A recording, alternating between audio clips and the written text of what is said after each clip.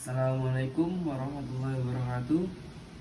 Izin memperkenalkan diri, Taruna Pertama Politeknik Imigrasi Angkatan 25.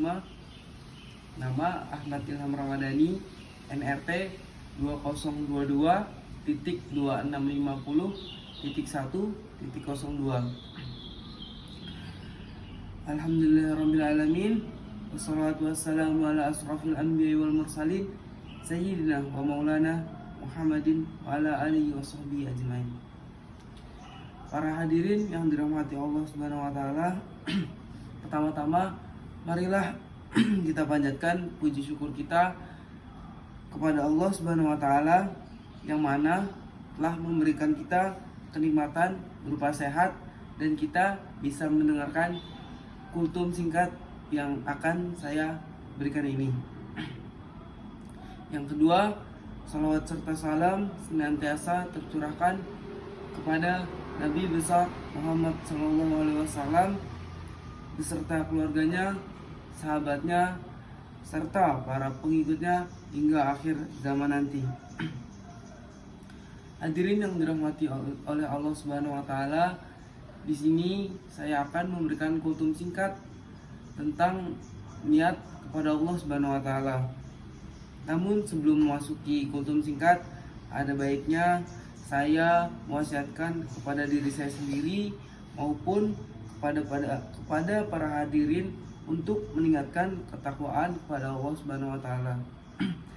Di dalam Al-Qur'an Allah berfirman, "Ya ayyuhallazina amanu taqullaha haqqa tuqatih wa la tamutunna illa wa antum muslimun." Yang artinya, wahai orang-orang yang beriman, bertakwalah kepada Allah dengan sebenar-benar takwa dan janganlah kamu mati kecuali dalam keadaan muslim.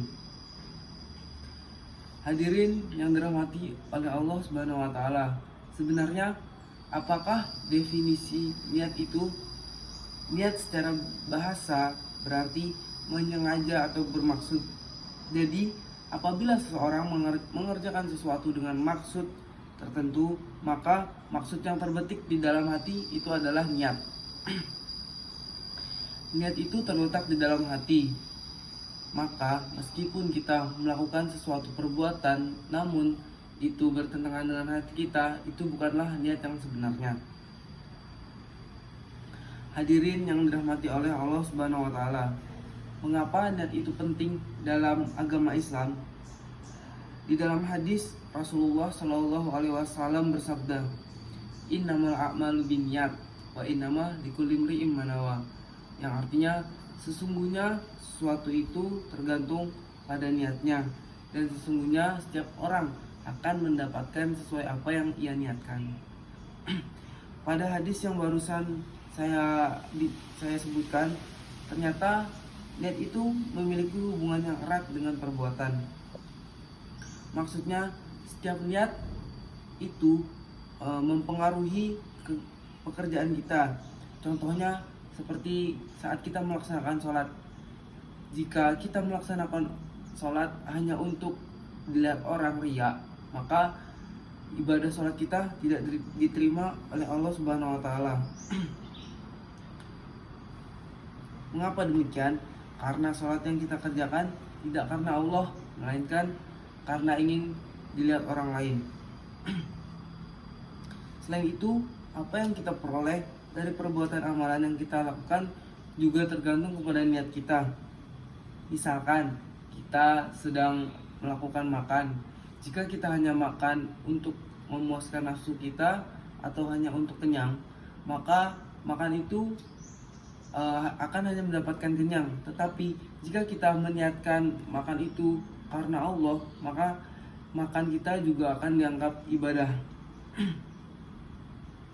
Hadirin yang dirahmati oleh Allah Subhanahu wa taala, sebagaimana telah saya sampaikan pada awal ceramah bahwa saya akan membawakan ceramah tentang niat karena Allah.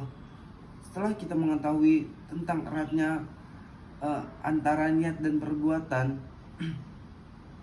pada kali ini kita akan membahas apa yang dimaksud niat karena Allah. Istilah niat karena Allah adalah ikhlas. Definisi dari ikhlas sendiri itu yaitu memurnikan tujuan, maksud dan niat kita dalam beribadah adalah hanya semata-mata karena Allah Subhanahu wa taala.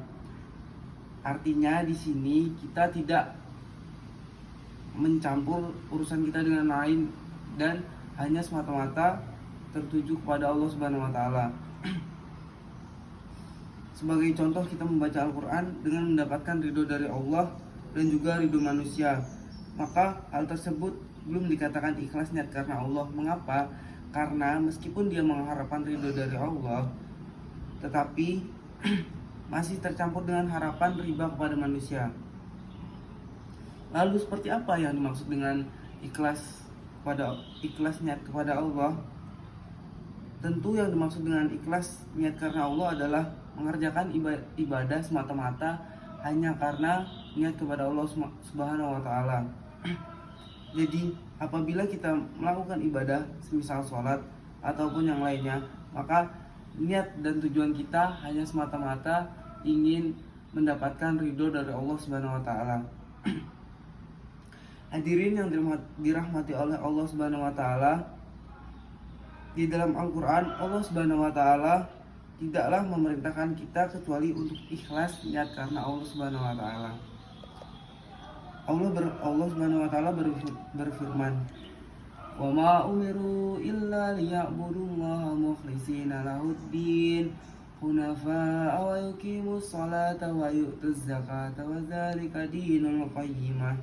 Yang artinya, mereka tidak diperintahkan kecuali untuk menyembah Allah dengan mengikhlaskan ketaatan kepadanya, lagi hanif, melaksanakan sholat, menunaikan zakat. Itulah agama yang lurus benar. Apabila niat karena Allah disebut dengan ikhlas, maka jika kita meniatkan selain kepada Allah, itu disebut dengan riya atau sum'ah. Sekian ceramah kultum singkat dari saya. Kurang lebihnya mohon maaf. Wabillahi taufiq wal hidayah. Assalamualaikum warahmatullahi wabarakatuh.